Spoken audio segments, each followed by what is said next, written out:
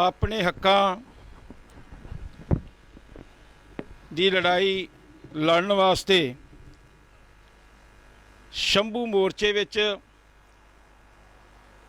ਦੇਸ਼ ਵਿਦੇਸ਼ ਦੀਆਂ ਸੰਗਤਾਂ, ਦੇਸ਼ ਵਿਦੇਸ਼ ਦੇ ਉਹ ਲੋਕ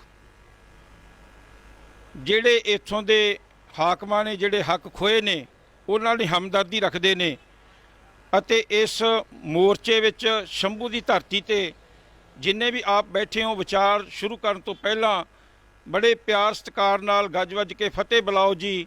ਵਾਹਿਗੁਰੂ ਜੀ ਕਾ ਖਾਲਸਾ, ਵਾਹਿਗੁਰੂ ਜੀ ਕੀ ਫਤਿਹ।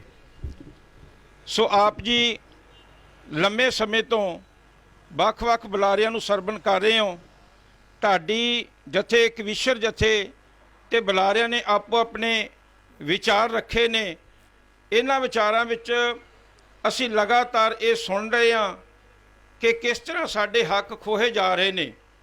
ਤੇ ਪਿੱਛੇ ਇੱਕ ਸ਼ੇਅਰ ਲਿਖਿਆ ਹੈ, ਇਸ ਧਰਤੀ ਤੋਂ, ਇਸੇ ਹੀ ਧਰਤੀ ਤੋਂ ਇਨਕਲਾਬ ਉੱਠਦਾ ਹੈ, ਇਤਿਹਾਸ ਬਦਲ ਜਾਂਦਾ ਹੈ ਜਦੋਂ ਪੰਜਾਬ ਉੱਠਦਾ ਹੈ। ਇਹਦੇ ਪਿੱਛੇ ਬਹੁਤ ਵੱਡਾ ਇਤਿਹਾਸ ਛੁਪਿਆ ਹੋਇਆ ਹੈ ਕਿ ਇਸ ਧਰਤੀ ਤੋਂ ਜਦੋਂ ਵੀ ਇਨਕਲਾਬ ਉੱਠਦਾ ਹੈ ਤੇ ਜਦੋਂ ਉੱਠਦਾ ਹੈ ਇਤਿਹਾਸ ਵੀ ਬਦਲ ਦਿੰਦਾ ਹੈ।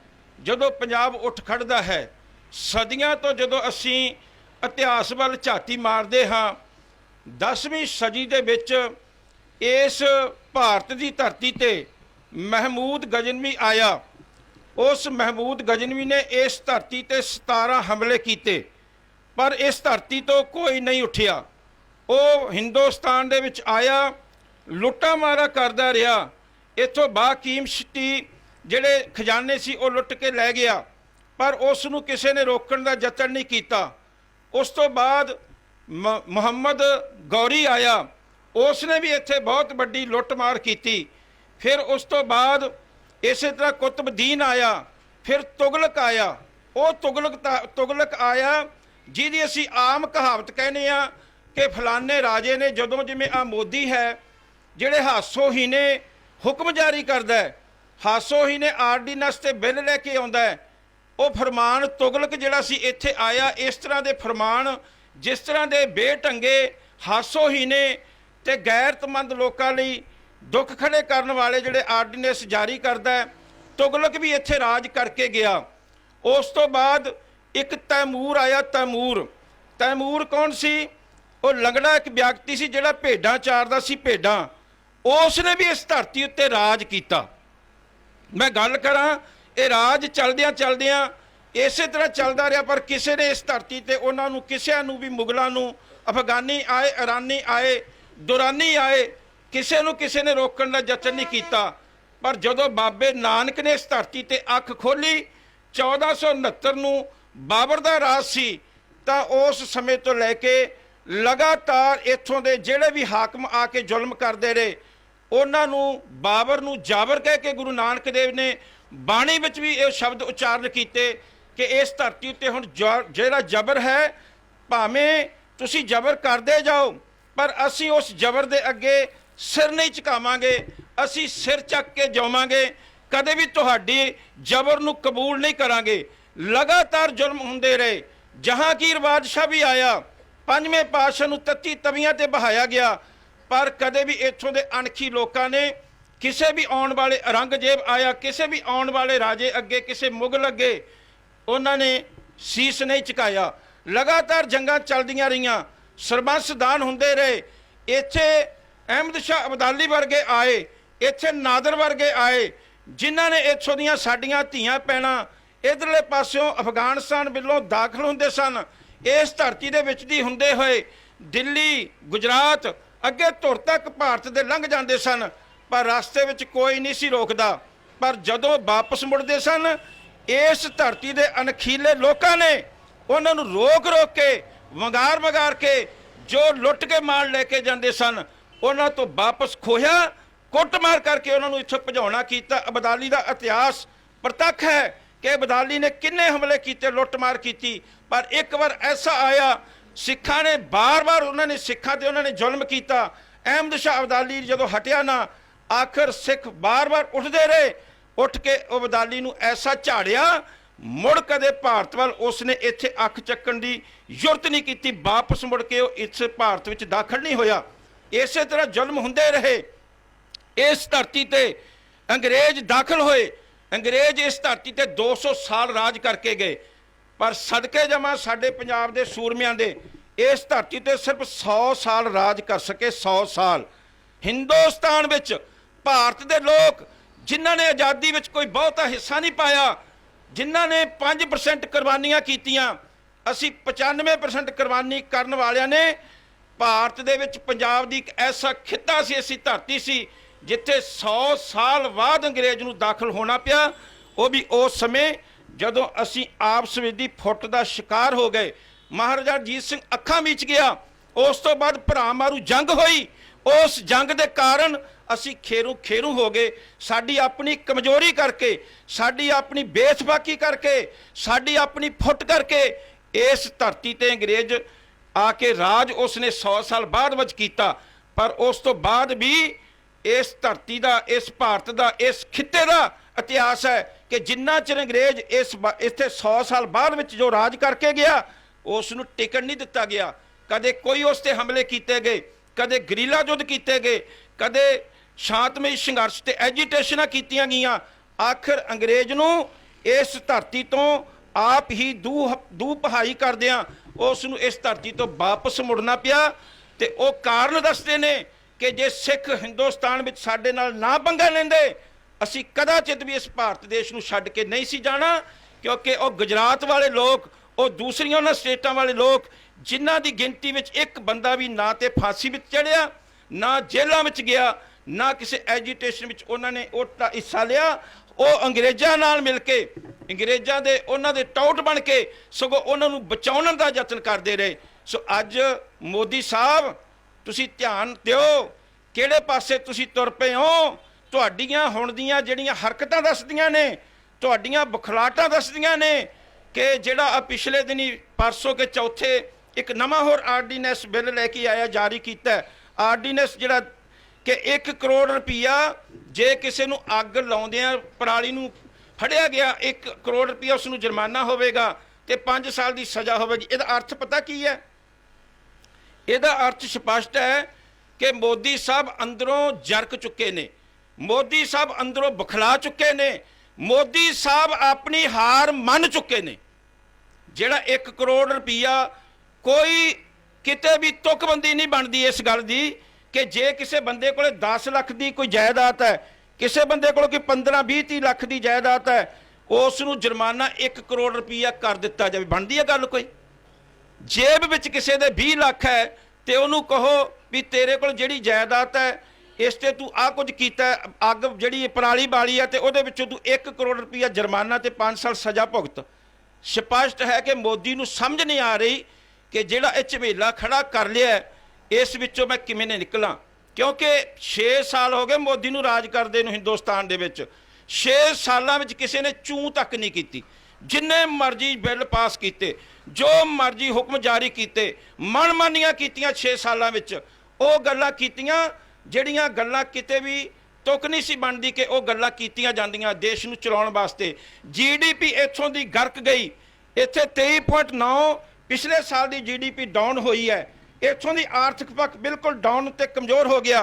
ਵਿਕਾਸਸ਼ੀਲ ਦੇਸ਼ਾਂ ਦੀਆਂ ਪਿਛਲੇ ਕੁਝ ਦਿਨਾਂ ਤੋਂ ਲਿਸਟ ਜਾਰੀ ਹੋਈ, ਉਹਦੇ ਵਿੱਚੋਂ ਵਿਕਾਸਸ਼ੀਲ ਦੇਸ਼ਾਂ ਦੀ ਲਿਸਟ ਵਿੱਚੋਂ ਭਾਰਤ ਨੂੰ ਬਾਹਰ ਕੱਢ ਦਿੱਤਾ ਗਿਆ। ਕਿੱਥੇ ਪਹੁੰਚ ਗਏ ਹਾਲਾਤ? ਮੈਂ ਹਿੰਦੂ ਵੀਰਾਂ ਨੂੰ ਇਸ ਚੈਨਲ ਦੇ ਰਾਹੀਂ ਜੇ ਕਿਤੇ ਸੁਣਦੇ ਨੇ, ਫੇਸਬੁੱਕ ਤੇ ਸੋਸ਼ਲ ਮੀਡੀਆ ਤੇ, ਉਹ ਤੁਹਾਨੂੰ ਤੁਹਾਡਾ ਨਾਮ ਲੈ ਕੇ, ਤੁਹਾਨੂੰ ਵਰਤ ਕੇ ਸਭ ਤੋਂ ਵੱਧ ਤੁਹਾਨੂੰ ਬਰਬਾਦ ਕਰੇਗਾ। ਅਸੀਂ ਤੇ ਜਿਉਂਦੇ ਰਹਿ ਜਾਾਂਗੇ ਕਿਉਂਕਿ ਸਾਡੀਆਂ ਜੜ੍ਹਾਂ ਬੜੀਆਂ ਡੂੰਘੀਆਂ ਨੇ। ਅਸੀਂ ਬੜੀ ਡੂੰਘੀਆਂ ਜੜ੍ਹਾਂ ਨਾਲ ਚੁੰਬੜੇ ਹੋਏ ਹਾਂ, ਜੁੜੇ ਹੋਏ ਹਾਂ। ਅਸੀਂ ਦੇਸ਼ ਵਿਦੇਸ਼ਾਂ ਵਿੱਚ ਸਾਡੇ ਸਾਥੀ ਬੈਠੇ ਨੇ। ਅਸੀਂ ਕਿਤੇ ਨਾ ਕਿਤੇ ਅਸੀਂ ਸਟੈਂਡ ਕਰਾਂਗੇ। ਅਸੀਂ ਕਿਤੇ ਵੀ ਇਹ ਜਿਹੜੀ ਜੋ ਮੋਦੀ ਦੀ ਇਹ ਚੱਲ ਰਹੀ ਲਹਿਰ ਹੈ, ਇਸ ਨੂੰ ਅਸੀਂ ਅੱਗੋਂ ਰੋਕਾਂਗੇ। ਪਰ ਤੁਹਾਡਾ ਫਰਜ਼ ਬਣਦਾ ਹੈ, ਤੁਹਾਡਾ ਨਾਂ ਲੈ ਕੇ ਤੁਹਾਨੂੰ ਸਭ ਤੋਂ ਵੱਧ ਡੋਬਿਆ ਜਾ ਰਿਹਾ ਹੈ।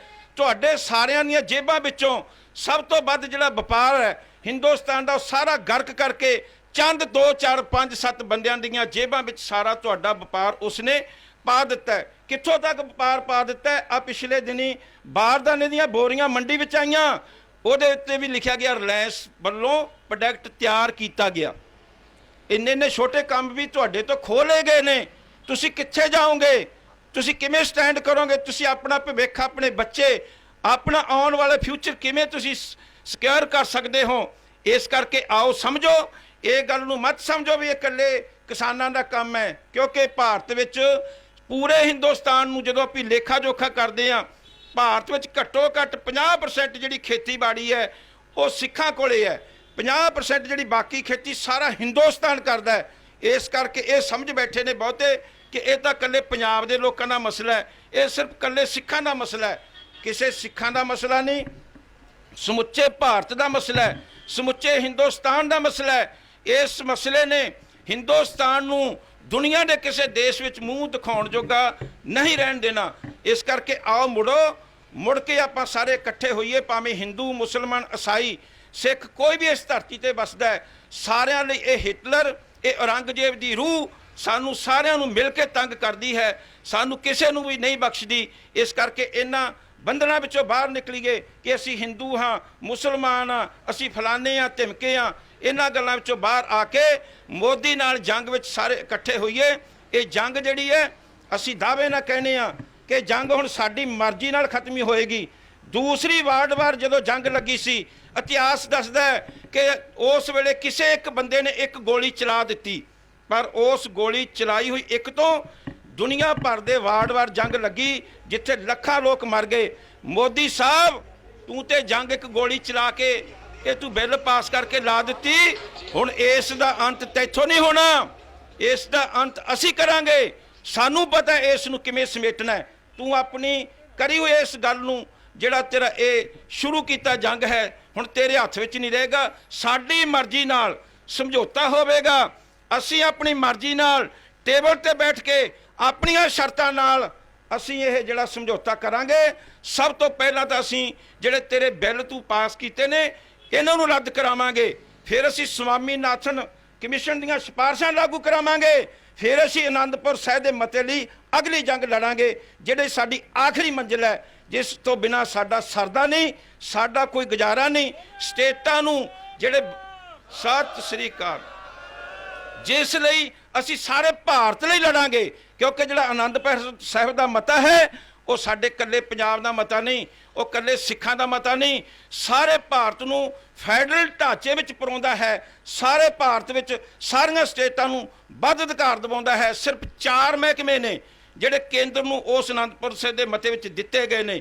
ਉਹ 4 ਜਿਹੜੇ ਮਹਿਕਮੇ ਕੇਂਦਰ ਜਦੋਂ ਮਰਜ਼ੀ ਰੱਖ ਲਵੇ, ਬਾਕੀ ਸਾਡੇ ਸਾਰੇ ਸਟੇਟ, ਭਾਵੇਂ ਗੁਜਰਾਤ ਹੈ, ਯੂਪੀ ਹੈ, ਹਰਿਆਣਾ ਹੈ, ਬਿਹਾਰ ਹੈ, ਤਾਮਿਲਨਾਡੂ, ਕੇਰਲਾ, ਅਸਾਮ, ਬੰਗਾਲ, ਕੋਈ ਵੀ ਸਟੇਟ ਹੈ, ਸਾਰਿਆਂ ਨੂੰ ਦੇਣੇ ਪੈਣੇ ਹੈ। ਕਿਉਂਕਿ ਜੇ ਦੇਸ਼ ਦੀ ਖੁਸ਼ਹਾਲੀ ਕਰਨੀ ਹੈ, ਦੇਸ਼ ਨੂੰ ਤਰੱਕੀ ਵਿੱਚ ਲੈ ਕੇ ਜਾਣਾ ਹੈ, ਅਮਰੀਕਾ, ਕੈਨੇਡਾ, ਆਸਟ੍ਰੇਲੀਆ ਵਰਗੇ ਦੇਸ਼ਾਂ ਦੀ ਜਿਹੜੀ ਤਰੱਕੀ ਹੈ ਉਹ ਇਸ ਆਧਾਰ 'ਤੇ ਟਿਕੀ ਹੈ ਕਿ ਉਹਨਾਂ ਦੀਆਂ ਸਟੇਟਾਂ ਆਜ਼ਾਦ ਨੇ। 4 ਮਹਿਕਮੇ, ਕੁਝ ਸੀਮਿਤ ਮਹਿਕਮੇ ਕੇਂਦਰਾਂ ਨੇ ਆਪਣੇ ਕੋਲ ਰੱਖੇ ਨੇ। ਪਿਛਲੇ ਦਿਨੀ ਜਿਹੜਾ ਆਸਟ੍ਰੇਲੀਆ ਦੇ ਵਿੱਚ ਜਿਹੜੀ ਆ ਮਹਾਂਮਾਰੀ ਚੱਲਦੀ ਹੈ, ਇਹਦੇ ਵਿੱਚ ਮੈਲਬੌਰਨ ਵਿਕਟੋਰੀਆ ਦੀ ਜਿਹੜੀ ਸਟੇਟ ਹੈ, ਉੱਥੋਂ ਦੀ ਸਟੇਟ ਨੇ ਜਿਹੜਾ ਉੱਥੇ ਜ਼ਿਆਦਾ 800 ਬੰਦੇ ਜਿਹੜੇ ਮਾਰੇ ਗਏ ਨੇ, ਉੱਥੋਂ ਦੀ ਜਿਹੜੀ ਸਟੇਟ ਨੂੰ ਆਸਟ੍ਰੇਲੀਆ ਦੇ ਪ੍ਰਧਾਨ ਮੰਤਰੀ ਨੇ ਕਿਹਾ ਕਿ ਮੈਂ ਤੁਹਾਡੇ ਫੌਜ ਭੇਜ ਦਿੰਦਾ, ਜਿਹੜੀ ਚੀਜ਼ ਦੀ ਲੋੜ ਹੈ ਮੈਂ ਆਪਣੇ ਵੱਲੋਂ ਤੁਹਾਡੇ ਲਈ ਇੱਥੇ ਸੀਮਿਤ ਜਿਹੜਾ ਹੈਗਾ ਲਾ ਦਿੰਦਾ ਫੌਜ, ਜਾਂ ਕੋਈ ਵੀ ਚੀਜ਼ ਦੀ ਲੋੜ ਹੈ।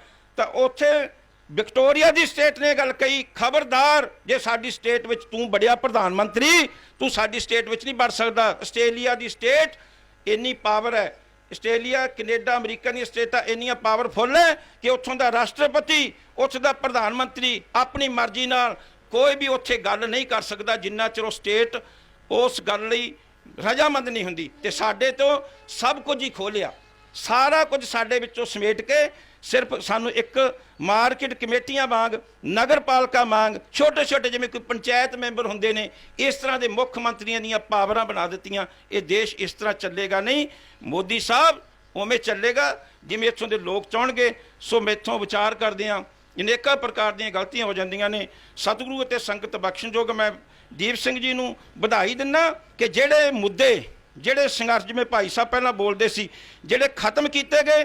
ਬਾਦਲ ਵਰਗੇ ਉਹਨਾਂ ਬੇਈਮਾਨ ਲੋਕਾਂ ਨੇ, ਬਾਦਲ ਵਰਗੇ ਜਿਹੜੇ ਸਾਡੀ ਮਾਂ ਪਾਰਟੀ ਸੀ, ਉਹ ਪੰਜਾਬ ਦੇ ਹੱਕਾਂ ਦੀ ਲੜਨ ਵਾਲੀ ਪਾਰਟੀ ਸੀ। ਦੂਜੀਆਂ ਪਾਰਟੀ ਨੂੰ ਅਸੀਂ ਪੰਜਾਬ ਦੀਆਂ ਪਾਰਟੀਆਂ ਨਹੀਂ ਸਮਝਦੇ। ਇੱਕ ਅਕਾਲੀ ਦਲ ਸੀ ਪੰਜਾਬ ਦੀ ਪਾਰਟੀ, ਪਰ ਇਸ ਬੇਈਮਾਨਾਂ ਨੇ ਸਾਡਾ ਸਾਰਾ ਕੁਝ ਖੁਰਦ-ਬੁਰਦ ਕਰ ਦਿੱਤਾ। ਇਹ ਬੇਈਮਾਨਾਂ ਦਾ ਜਿਹੜਾ ਮੁੱਦੇ ਸੀ, ਜਿਹੜੇ ਸਾਡੇ ਦਬਾ ਦਿੱਤੇ, ਇਹ ਦੁਬਾਰਾ ਜਿਹੜੇ ਸਾਡੇ ਸ਼ੁਰੂ ਕੀਤੇ ਨੇ, ਇਹਦੇ ਲਈ ਇਹ ਵਧਾਈ ਦੇ ਪਾਤਰ ਨੇ। ਵਾਹਿਗੁਰੂ ਜੀ ਕਾ ਖਾਲਸਾ, ਵਾਹਿਗੁਰੂ ਜੀ ਕੀ ਫਤਿਹ।